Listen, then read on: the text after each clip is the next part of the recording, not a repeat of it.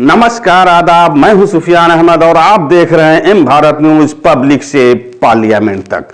दोस्तों, किसान आंदोलन को लेकर के जो दिल्ली में हो रहा है वह अपने तरीके से एक अभूतपूर्व स्थिति को जन्म दे रहा है, क्योंकि आंदोलन करते किसान बीते 72 दिनों से दिल्ली की सीमा पर बैठे हैं और इसी सीमा की चौहद्दी पर एक के बाद एक जो उस दीवार खड़ी की जा रही है उसमें कंक्रीट है, सरिया है और उसमें किल भी है। यह एक परमानेंट स्ट्रक्चर बनाया जा रहा है और अब यहां परमानेंटली स्ट्रक्चर खड़ा करने की और किले बंदी करने की सिर्फ दो ही वजह मानी जा सकती है, या तो यहां का राजा डर गया या फिर सामने आने वाला शख्स बहुत ही बड़ा दुश्मन है। आंदोलन को दबाने के लिए हमेशा से टेम्परेरी बैरिकेडिंग की जाती रही है, चाहे वह गाजीपुर बॉर्डर हो, चाहे सिंधु बॉर्डर हो, चाहे वह टिकरी बॉर्डर हो। यहां की तस्वीरें को हम आपको दिखा सकते हैं और इस तस्वीरों को देखकर समझने का प्रयास कीजिए कि क्या वाकई में इस देश में आने वाले वक्त में फौजी बूटों के तले लोगों को रौंद दिया जाएगा। लेकिन ऐसी परिस्थिति बनती भी जा रही है। इन तस्वीरों को देखने से यह अंदाजा लगाइए कि एक तरफ दिल्ली की सीमा है और दूसरी तरफ दिल्ली का इलाका है। इसके बीच में जो बैरिकेडिंग दिखाई दे रही है और इतने सुरक्षा कर्मियों की मौजूदगी भी यहां पर है, इस नाजुक हाल में आप चलते चले जाइएगा तो देखने को मिलेगा कि सिंधु बॉर्डर, टिकरी बॉर्डर और शाहजहांपुर बॉर्डर, यह सारी परिस्थितियां हमें यह सोचने पर मजबूर कर रही हैं कि क्या युद्ध जैसी यह स्थिति अब बन गई है क्या।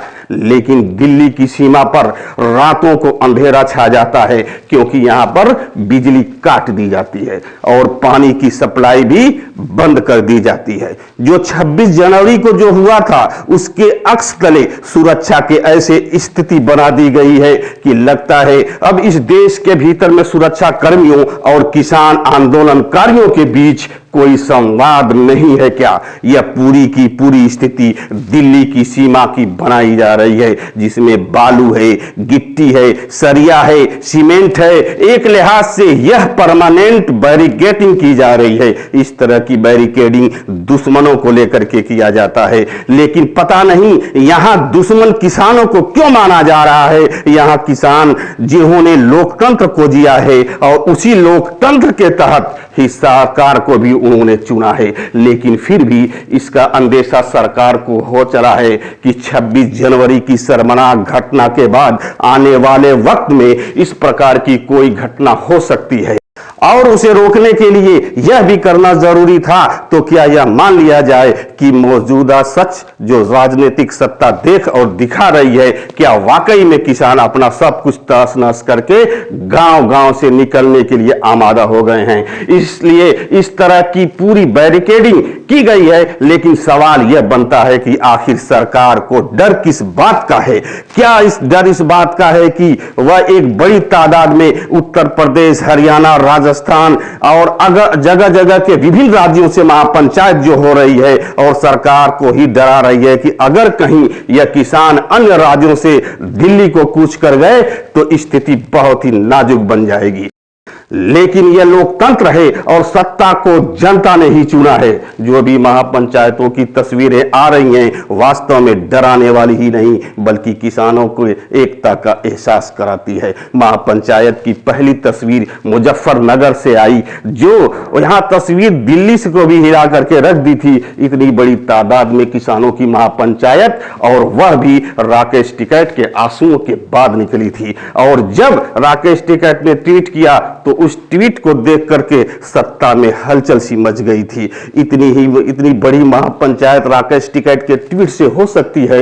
एक तस्वीर बिजनौर की भी आई थी और यह तस्वीर भी इतनी व्यापक थी कि महापंचायत के नाम पर अलग अलग 36 गांव से गांव निकल करके इस महापंचायत में इकट्ठा हुए थे और सुबह से शाम तक यहां बैठे रहे और महापंचायत को सुनने के लिए यह तस्वीरें कहीं ना कहीं किसान आंदोलन को बड़ी ताकत दे दी है।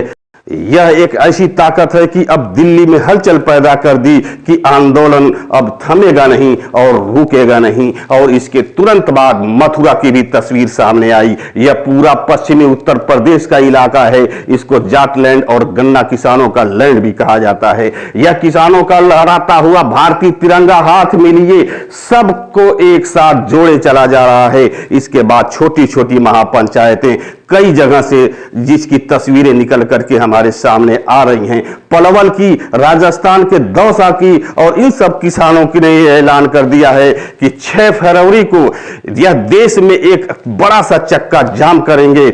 और गौर करने की जरूरत यह है भी कि सरकार ने यह मान लिया है कि किसानों को उनके आंदोलन स्थल से हिलने नहीं दिया जाएगा। और अब गौर करने की जरूरत यह भी है कि देश में पहली बार एक आंदोलन 3 कानूनों को लेकर के खड़ा हुआ है। और जो कानून जो समुदाय विशेष को लेकर के बनाया गया है, वही समुदाय विशेष अपने तौर पर कह रहा है कि यह कानून हमारे हक में बिल्कुल नहीं है। सरकार को अपने तरीके से अपनी व्यवस्था के तहत अपनी ताकत के साथ इस देश के किसानों को अपने अनुकूल चलाने की एक सोच बन चुकी है। और किसानों की संवेदनशील, यह बार बार कहा जा रहा है कि किसी भी की बहकावे में वह हम नहीं बहकेंगे, क्योंकि इस देश का इतिहास किसान ने लिखा है। क्योंकि किसानों को लेकर आंदोलन जो चंपारण से शुरू हुआ था, वह आज भी दिल्ली की चौखट पर जब पहुंच ही गया है, तो फिर सियासत कब तक उन्हें बहकाएगी, इसका इंतजार नहीं करेंगे, बल्कि हम आंदोलनरत रहेंगे। और इस आंदोलन को 2024 तक भी चलाया जाएगा और इस मुद्दे को 2024 तक जीवित भी रखा जाएगा। क्योंकि यह राकेश टिकैत ने भी कहा है कि अगर सरकार आंदोलन स्थगित करना चाहती है तो 36 महीने के लिए कर दे, यानी 2024 के चुनाव में उसके केंद्र में यही 3 मुद्दे बने रहें और पहली बार इस देश में चुनाव किसान के मुद्दे पर ही हो जाए। दोस्तों, हमें उम्मीद है कि हमारा साथ देने के लिए हमारे चैनल को सब्सक्राइब आप जरूर करिएगा और हमें सपोर्ट करने के लिए इस वीडियो को आगे भी शेयर करते रहिएगा और फेसबुक पेज को भी फॉलो करिएगा।